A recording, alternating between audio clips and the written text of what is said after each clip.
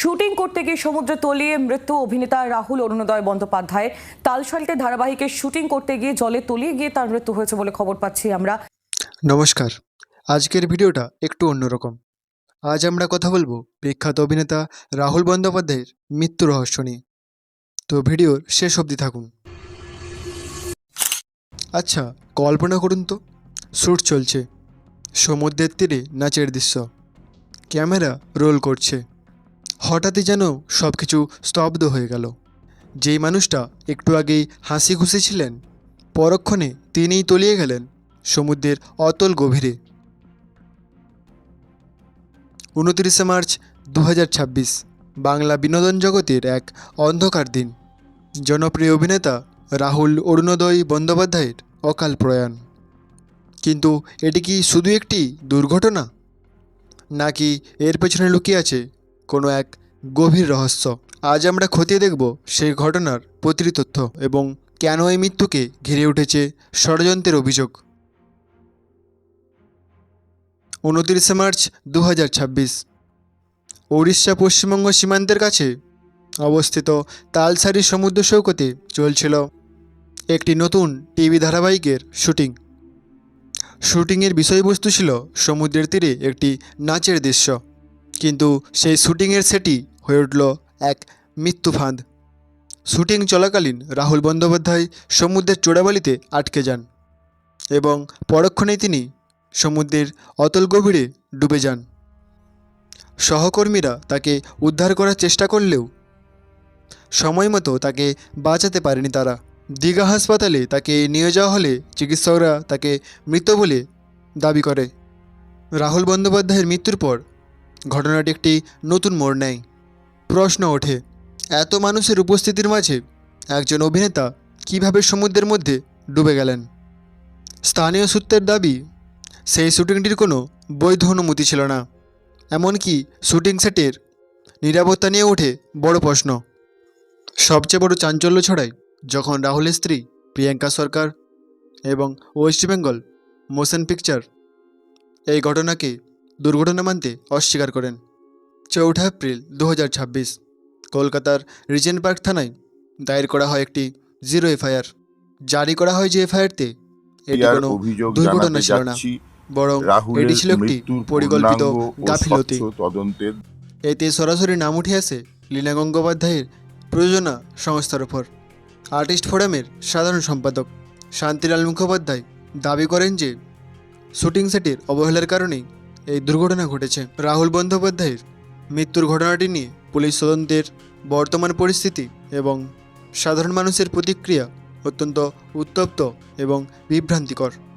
যেহেতু ঘটনাটি তালসারি সমুদ্র সৈকতে ঘটেছে, তাই উড়িষ্যা পুলিশ এই মামলার প্রধান তদন্তকারী সংস্থা। পুলিশ শুটিং চলাকালীন সেই মুহূর্তের সমস্ত ভিডিও ফুটেজ এবং সিসিটিভি ফুটেজ সংগ্রহ করেছে। সূত্রের খবর, পুলিশ খতিয়ে দেখছে যে ঠিক কোন সময় রাহুলকে শেষবারের মতো দেখা গিয়েছিল এবং সেই সময় সেটে দায়িত্বে থাকা ব্যক্তিরা ঠিক কী করছিলেন। পুলিশ 5 জন প্রযোজনা সংস্থার কর্তার উপর ভারতীয় ন্যায় সংহিতার বিভিন্ন ধারায় তাদের বিরুদ্ধে মামলা রুজু করেছে।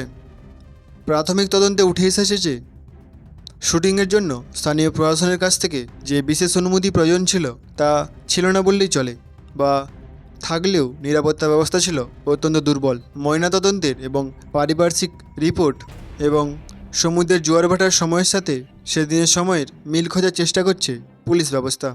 পুলিশ এখন এটি তদন্ত করছে যে রাহুল বন্দ্যোপাধ্যায়ের কোনো শারীরিক অসুস্থতা ছিল কিনা, নাকি সমুদ্রের প্রবল স্রোত তাকে ভাসিয়ে নিয়ে গেল। এছাড়াও পর্যাপ্ত উদ্ধারকারী নৌকা বা লাইফ গার্ড বোর্ড উপস্থিত কেন ছিল না। সোশ্যাল মিডিয়া এবং বিভিন্ন পাবলিক প্ল্যাটফর্মে সাধারণ মানুষের প্রতিক্রিয়া, মিশ্র আবেগ ও ক্ষোভ দেখা যাচ্ছে। বেশিরভাগ মানুষ মনে করছেন যে শুধুমাত্র শুটিংয়ের ডেডলাইন বা প্রোডাকশন কস্ট কমানোর জন্য শিল্পীদের জীবন নিয়ে ঝুঁকি নেওয়া হচ্ছে।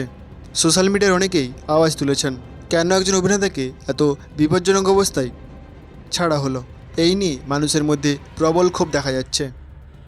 মানুষজন প্রশ্ন তুলছেন যে বর্তমান পরিস্থিতিতে টেকনোলজির উন্নতির কারণে ভিএফএক্স দ্বারা যে কোনো পরিস্থিতি স্ক্রিনের মাধ্যমে ফুটিয়ে তোলা সম্ভব।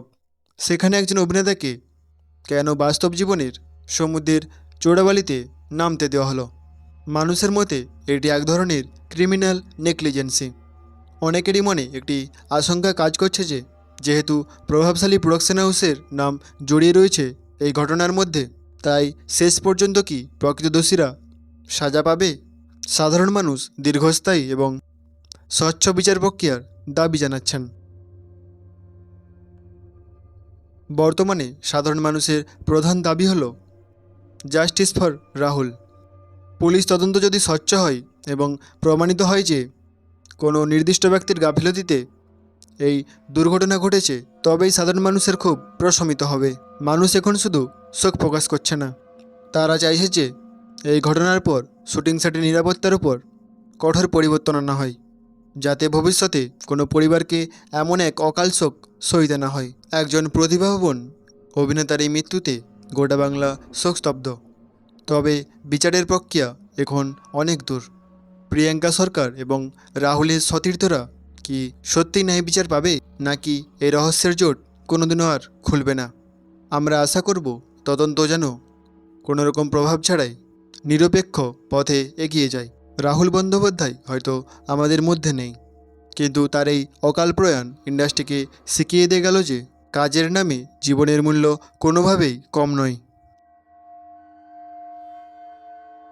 আপনার কি মনে হয়, এটি কি কোনো নেহাতি দুর্ঘটনা? নিচে কমেন্ট বক্সে আপনার মতামত জানান। দেখা হচ্ছে নতুন কোনো ভিডিওতে। সচেতন থাকুন, সাবধানে থাকুন। ধন্যবাদ।